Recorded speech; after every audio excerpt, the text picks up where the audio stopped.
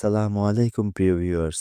Sunrise agro ফার্মে আপনাদেরকে স্বাগতম। পূর্বের ভিডিওতে আমরা পুকুর পরিষ্কার করা দেখিয়েছি। আজকে সেই পুকুরে ছোট্ট একটি হাপার তৈরি করেছি মাছের পোনা ছেড়ে পরীক্ষা করার জন্য। পরীক্ষার মাধ্যমে আমরা বুঝতে পারবো পুকুরটি মাছ চাষের উপযুক্ত কিনা। তাই সবাই মিলে এই হাপারটি তৈরি করলাম। পরিষ্কারের সময় নৌকায় অনেক পানি ঢুকেছে। ওরা দুইজন নৌকার পানি পরিষ্কার করছে। হাপারটি তৈরি করে আমরা নিকটবর্তী কিছু মৎস্য খামারের উদ্দেশ্যে সবাই রওনা দিলাম। আমরা সবাই যেহেতু নতুন, তাই আমাদের মূল উদ্দেশ্য হলো তাদের কাছ থেকে মাছ চাষের পূর্বে তাদের কাছ থেকে ভালোভাবে ধারণা নেওয়া। আমরা নিকটবর্তী আমাদের এলাকার 2-3টি খামার পর্যবেক্ষণ করলাম এবং বাস্তব অভিজ্ঞতা অর্জন করলাম।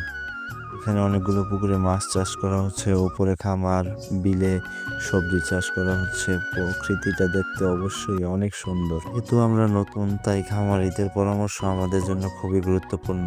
মাছ চাষের পূর্বে এই খামারি ভাইয়ের সাথে বিভিন্ন বিষয় নিয়ে আলোচনা করলাম। সে কিভাবে মাছকে খাবার খাওয়ায়, কি খাওয়ায়, সব কিছু নিয়ে আলোচনা করলাম। কি জাতের মাছ ছাড়লে আমাদের জন্য লাভজনক হবে, সেই বিষয়ে তার কাছ থেকে ধারণা নিলাম।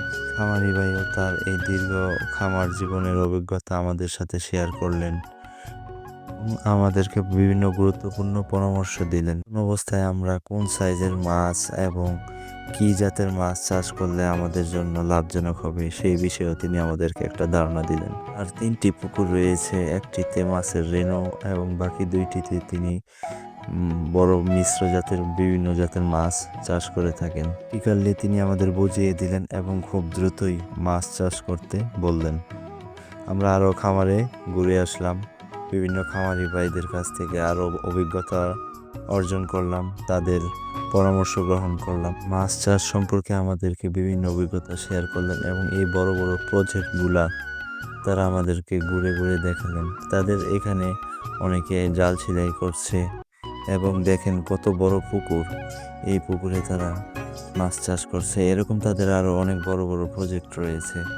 এখান থেকে আমরা আরও উৎসাহিত হলাম সামনের পথে এগিয়ে যাওয়ার জন্য।